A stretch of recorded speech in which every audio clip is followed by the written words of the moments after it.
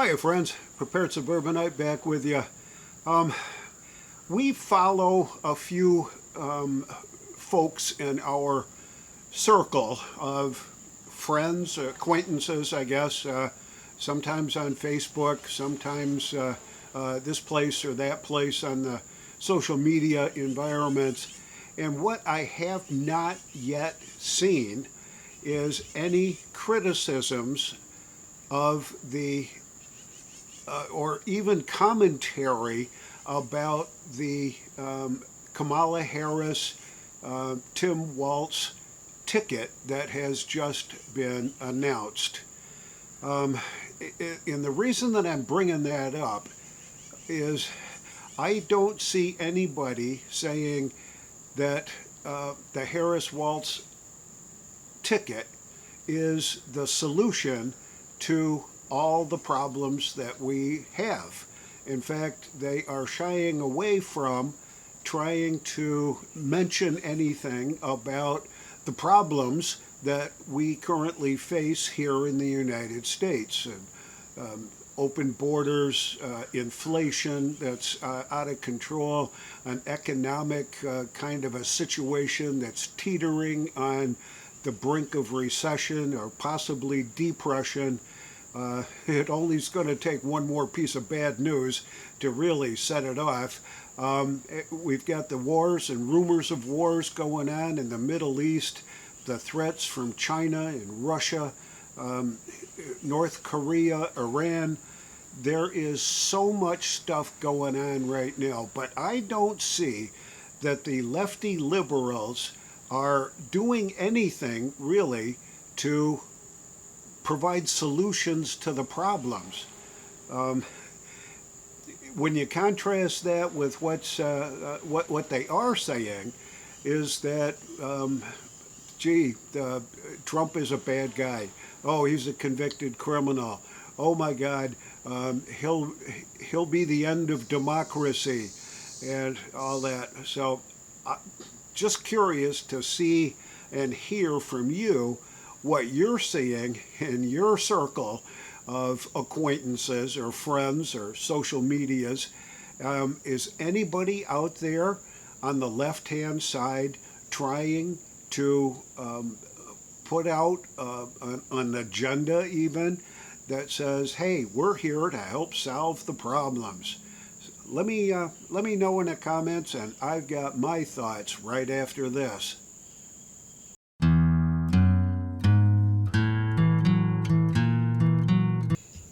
So from a conservative perspective, it's pretty easy for us to come up with quite a long list of the issues and problems, and we're all looking towards the Republican Party to at least provide some relief, if not possible solutions.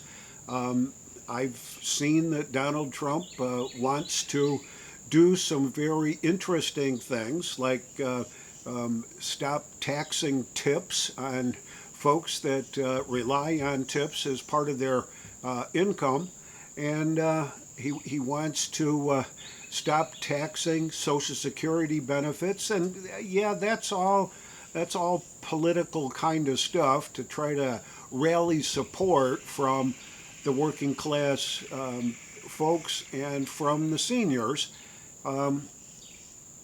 But he's still adamant about being able to negotiate a peaceful settlement in the Russian-Ukraine conflict that's going on right now, that he is much more of a fiscal conservative than anybody that I've seen in the Democrat Party.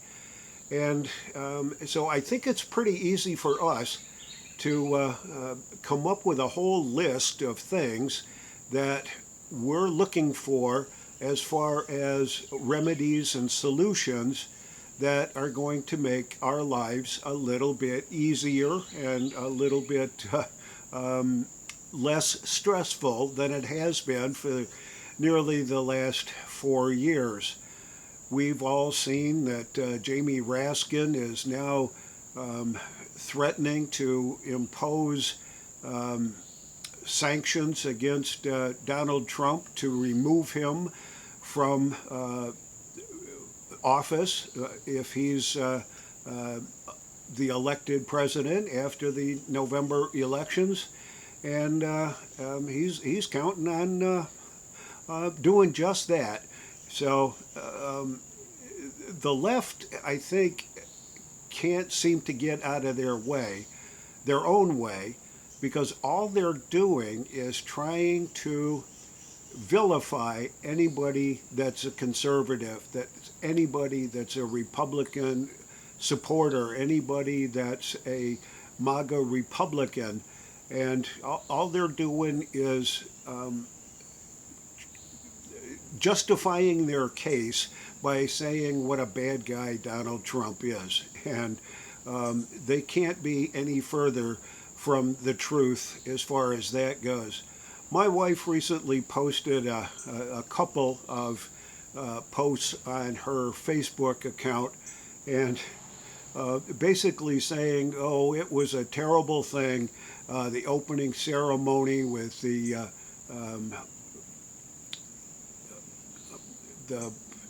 nonsense about the Last Supper being mocked by a bunch of drag queens and drag, and the left folks that she interacts with on her Facebook account went absolutely ballistic. Oh no, that didn't happen at all. This was just a big celebration of the old Greek god Bacchanalus, or whatever his name is, and they've admitted that, and you idiots on the right are just making stuff up to try to justify Donald Trump, and you can't be any more wrong, and Donald Trump is the worst possible thing that could ever possibly happen to this country, and back and forth it went. And she did it again with a second post that was sort of similar, but it was more Trump focused than the Da Vinci Last Summer debacle and the Last Supper debacle. The in the same group of actual Marxist, leftist, communist folks that are in that circle, and her Facebook page went absolutely ballistic once again. And it's just, I can't believe what they believe. It doesn't seem logical to me that anybody with half a brain can buy into the fact that that opening ceremony at the Olympic Games had something other than the Da Vinci's Last Supper in mind as a mockingbird. And I can't for the life of me figure out what it is that they are resting their platform on for the future. The only thing that I can see is Trump is such a bad guy in their minds that anybody, anything that can run against him has their support. Now, I don't know what you're seeing. I don't know what you're hearing. I don't know what you do on social media.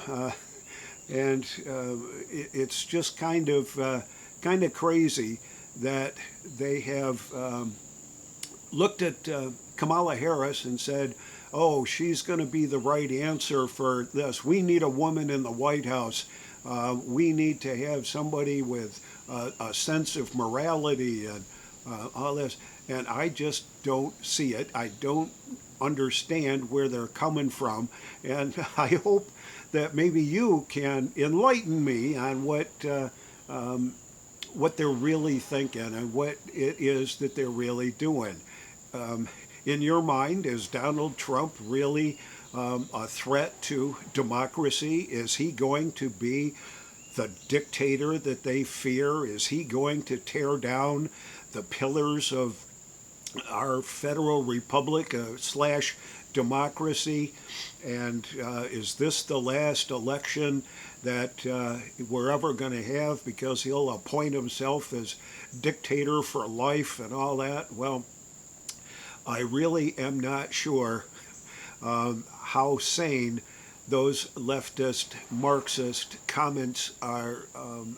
I don't know where they're grounded from, and I have seen it, and it makes me shake my head in disbelief.